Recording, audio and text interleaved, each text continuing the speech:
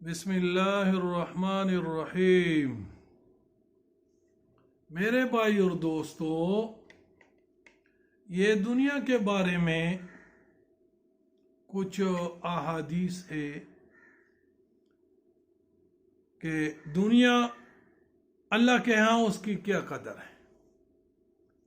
اس دنیا جس میں آج ہم ایک دوسرے کو ناراض کر رہے، ایک دوسرے کو تکلیف دے رہے، ایک دوسرے کو پریشان کر رہے، کس لیے؟ دنیا کی چند پیسوں کے لیے، دنیا کی خود غرضی کے لیے۔ ماں باپ کو ناراض کر رہے، بھائی کو ناراض کر رہے، بہن کو ناراض کر رہے، پھوپھی کو ناراض کر رہے، خالہ کو ناراض کر رہے، چاچا کو ناراض کرتے۔ میرے بھائی، یہ کوئی تھک کی بات ہے؟ اتنی قریبی رشتے ہم دنیا کی معمولی چیزوں کے لیے چھوڑ رہے ہیں۔ ہمیں سمجھ نہیں آ رہی کہ ہم کیا کر رہے۔ وہ دنیا جس کی کوئی قدر و قیمت وقت نہیں ہے۔ اس لیے آپ علیہ السلام کا ارشاد ہے کہ مومن دو خطروں کے درمیان پنسا ہوا ہے۔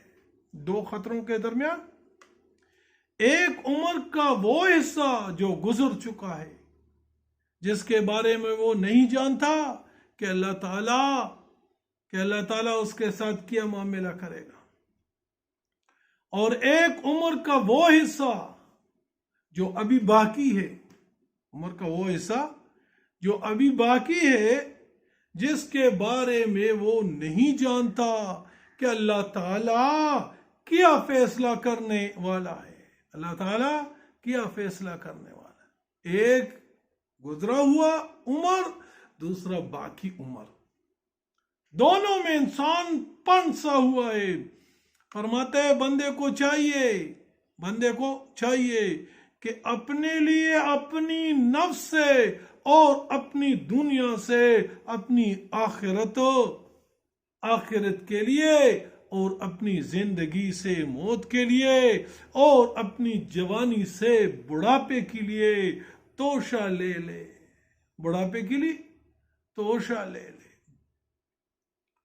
یہ سب چیزیں تمہارے لیے پیدا ہوئی ہے، یہ سب چیزیں تمہارے لیے پیدا ہوئی، اور تم آخرت کے لیے۔ اللہ نے یہ ساری چیزیں انسان کے لیے پیدا کیا، اور انسان کو اللہ نے آخرت کے لیے پیدا کیا۔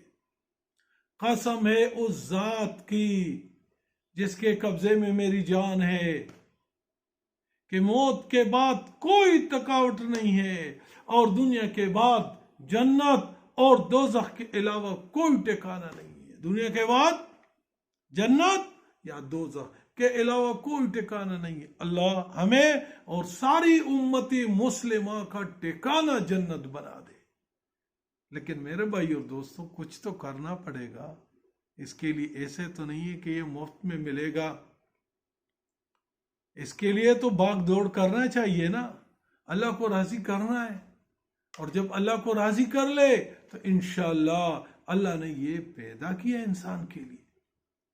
اسی طرح فرماتے ہیں کہ عیسیٰ علیہ السلام نے فرمایا کہ مومن کے دل اور دنیا اور آخرت کی محبت اکٹھی نہیں۔ مومن کے دل میں دنیا اور آخرت کی محبت اکٹھی نہیں ہو سکتی۔ یہ دونوں، یا تو مومن کے دل میں دنیا کی محبت ہوگی، یا مومن کے دل میں آخرت کی محبت۔ اللہ ہمارے دلوں میں آخرت کی محبت رچ بس دے، ہمارے دلوں میں آخرت کی محبت بٹھا دے۔ آخرت ہمیشہ کے لیے زندگی ہے میرے بھائی اور دوستوں۔ اس لیے فرمایا، جس طرح پانی اور آگ ایک برتن میں اکٹھا نہیں رہ سکتی، جس طرح پانی اور آگ ایک برتن میں کیسے اکٹھا ہو جائے گی، اسی طرح مومن کے دل میں دنیا اور آخرت جمع نہیں ہو سکتی۔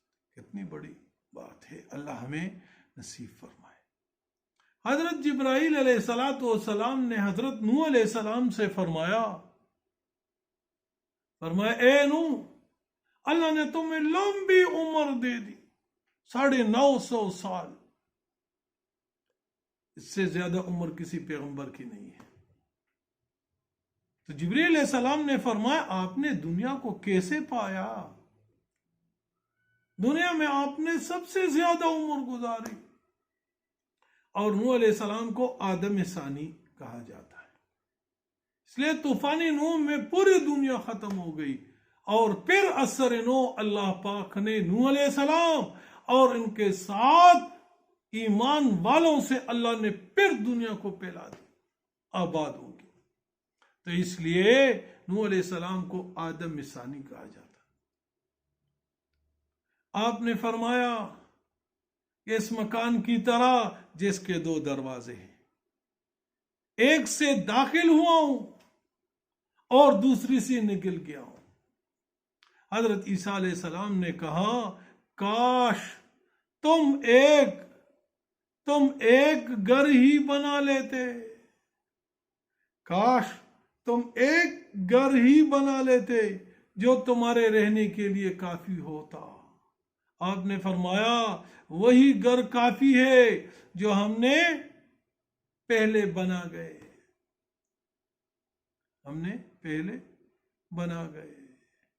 آپ علیہ الصلوۃ والسلام کا ارشاد ہے کہ دنیا سے بچو کہ یہ ہاروت اور ماروت سے بھی بڑھ کر جادوگر ہے۔ دنیا سے بچو اس لیے کہ دنیا ہاروت اور ماروت سے بھی زیادہ جادوگر ہے۔ اس لیے میرے بھائی اور دوستو، ہم دنیا میں رہتے ہیں اور دنیا کی مثال ایسی ہے جیسے کشتی پانی کے بغیر نہیں چل سکتی، کشتی کے لیے پانی ضروری ہے، لیکن میرے بھائی اور دوستو یہ پانی کشتی کے نیچے ہو، اگر یہ پانی کشتی کے اندر داخل ہو گئی تو یہ کشتی بھی ڈوب جائے گی، کشتی کے اندر لوگ بھی ڈوب جائیں گے۔ اسی طرح میرے بھائی اور دوستو ہماری دنیا کے بغیر گزارا نہیں ہے۔ ہم دنیا میں رہتے ہوئے اللہ اور اللہ کے رسول کی تابعداری کریں، لیکن دنیا کو اسی طرح رکھیں گے کہ دل سے باہر، اور اللہ اور اللہ کے رسول کو دل کے اندر رکھیں گے، اس کو دل کے اندر رکھیں گے، اور جب دونوں کا مقابلہ ہو جائے تو دنیا کو ہاتھ سے پھینک کر کے اللہ اور اللہ کے رسول کی محبت میں لگے رہیں گے۔ تو انشاءاللہ اللہ ہماری دنیا اور آخرت کامیاب بنا دے گی۔ اللہ ہم پر اور ساری امت پر دنیا کی حقیقت کھول دے، صدق اللہ العظیم۔